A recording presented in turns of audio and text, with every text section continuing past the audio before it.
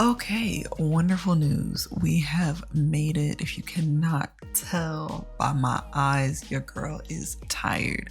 So the flight ended up being 13 hours and 18 minutes, which honestly I take it as a win because when I booked it, it was 14 hours and like some change over. So, a win is a win. If you are planning on entering the country with the visa-free transit route, you get 240 hours in the country before you have to leave, but make sure you have every single thing printed out, where you're staying, your plane tickets, your train tickets, literally everything, because they are gonna check it. I got to customs and I got like a little sticker. Hold on. So yeah, you get like a little sticker in your passport and then you're good to go. So easy peasy for the most part. I've heard that like the Chinese immigration system can be like a little intimidating, and I'm not gonna lie, I did feel a little intimidated. Not, you know what? All right, so editing Ashley here, it honestly wasn't that bad. I am dragging it a bit. I mean, I did have to talk to 2 different desk agents at LAX, but you know what? We got it all sorted, so it was fine. So, like I said, make sure you do your research before you head out or before you try any of this. I'm about to get out of these clothes and take a nice hot shower and go to bed. And then tomorrow I hop on the train to Beijing, so I will circle back with y'all with that. I recorded a little room tour for you all. So this hotel was pretty cute for one night, but I do mean one night. My sink was clogged when I got there, and I was so tired I couldn't be bothered to deal with it. Everything else was cool though. So overall, it served its purpose. The next day, I got up, checked out of my hotel, headed to the train station, and I was off to Beijing. It was October 31st here, so the plan was to get to my friend's house, put a costume together real quick, and hit the town.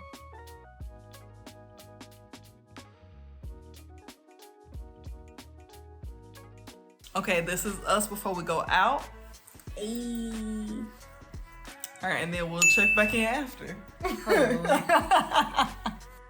We met up with some of Tizzy's coworkers, had a few drinks, ordered some food, and hung out with the bar cat. Good morning, good morning. Okay, it is a new day. We had so much fun last night. I definitely was a little jet lagged, so did I fall asleep in the DD on the way home? Absolutely, I did. No shame in it. I guess I should say my friend lives here. She's been here. This is her 2nd year here. She is an English teacher, so she has like a little community and everything. All of her friends and whatnot. So we're about to go back out to a winery this time, La Maison Lyonnaise. If I'm butchering that, I'm so sorry. But I'm gonna take you guys along with us. Hold on, we're gonna do a little spin for y'all because the outfits are eating this morning. They are eating. Hopefully we're visible. I mean, This was not smart. We both just can't see. Do a run play. Do it. Oots, oots. Oh, okay. What the hell? What's the squat? I can't do that because my foot's gonna come out. Ooh. Who are you wearing? H&M. Oh my gosh. Hold on, let me angle the camera up a little bit. Oh my god. Do a spin. Oh. And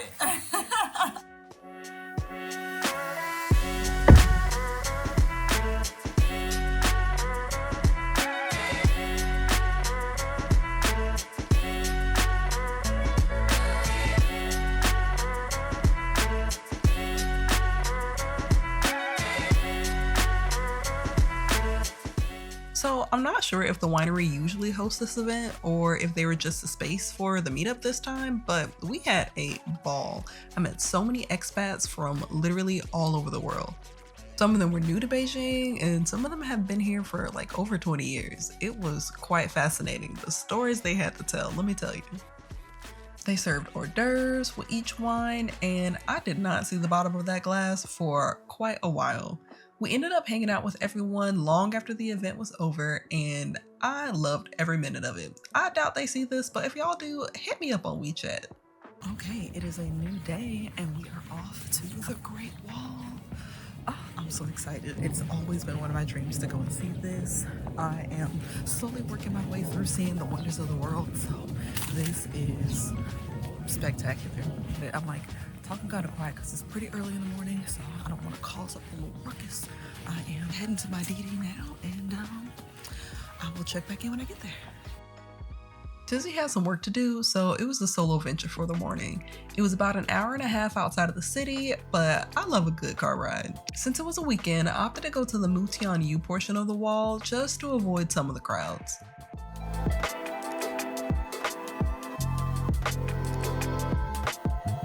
There are a bunch of souvenir shops before you get to the actual wall and places to eat if you're hungry. I do recall seeing like a Pizza Hut, and I was like, you know what, not what I was expecting, but hey, I'm here for it.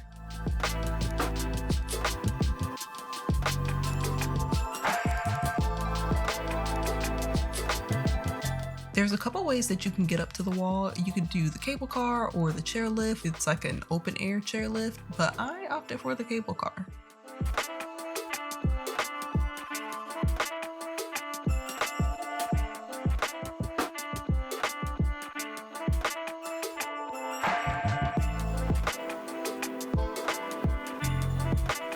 And then I was on the Great Wall.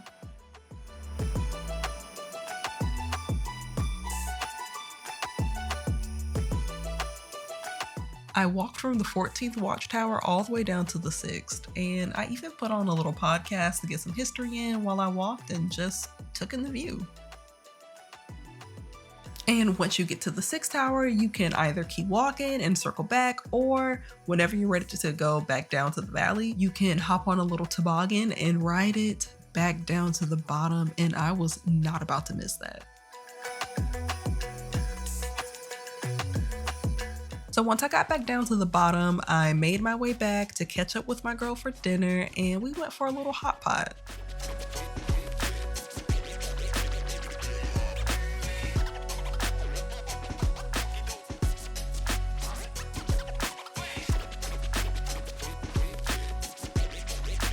Afterwards, we walked around to work off the plate. Okay, we worked off several plates, but it was cute. We went to the little Pop Mart store, and I definitely did go and check out the Huawei store. There were people out doing karaoke I'm assuming they were live streaming. I don't really know, but we watched them for a little bit, and then we headed back to the house.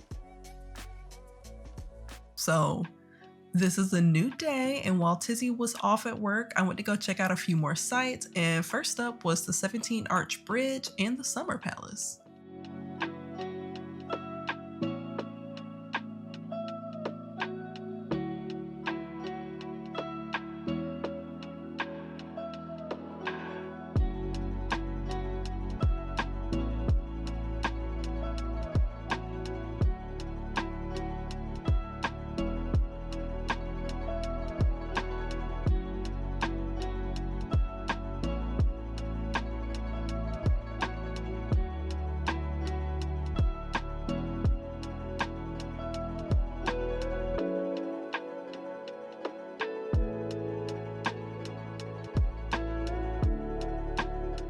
I walked through the grounds to see the temple and eventually made my way over to the marble boat.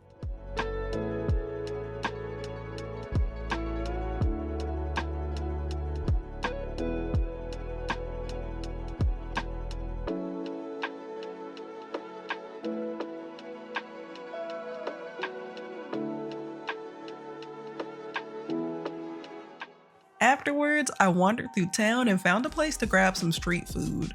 With all the walking, I needed a little pick-me-up.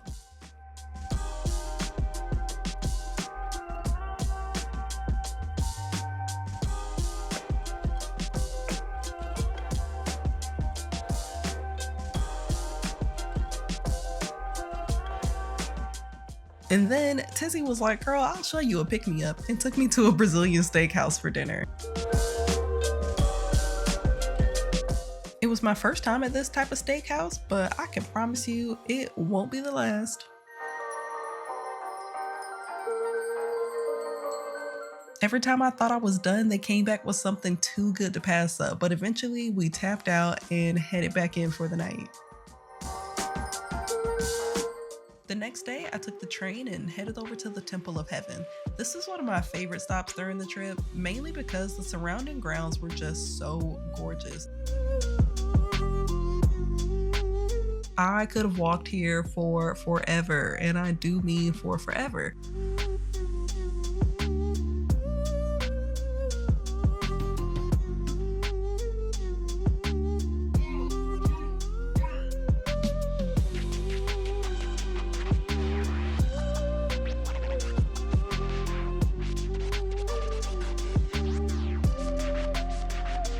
I actually want to come back here and do some more exploring because I didn't get around to seeing everything that I wanted to see because I had to haul ass to make it to my last destination before the day was over.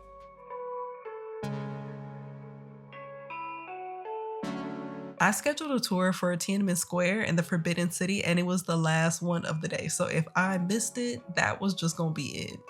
Tiananmen Square has an interesting and rather dark past, and I wanted to hear how the locals discussed it. And the answer was not at all. They did not discuss it at all, but that didn't surprise me. After we left Tiananmen Square, our group divided up and I went to the Forbidden City with a different guide, and his name was Tony. And let me tell y'all, Tony knew his history. He told us stories about the ancient emperors and advisors, the daily life in the city. And by the time he was done, I was still ready for more. 5 stars. Shout out to Tony.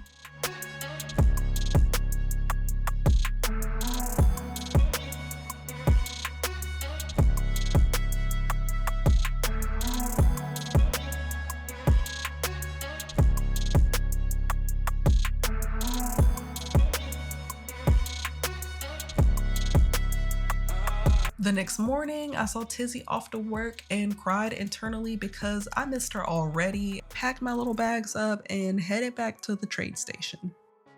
I hope you enjoyed this vlog. Be sure to subscribe and come back to see what went down in Shanghai. See y'all in the next one.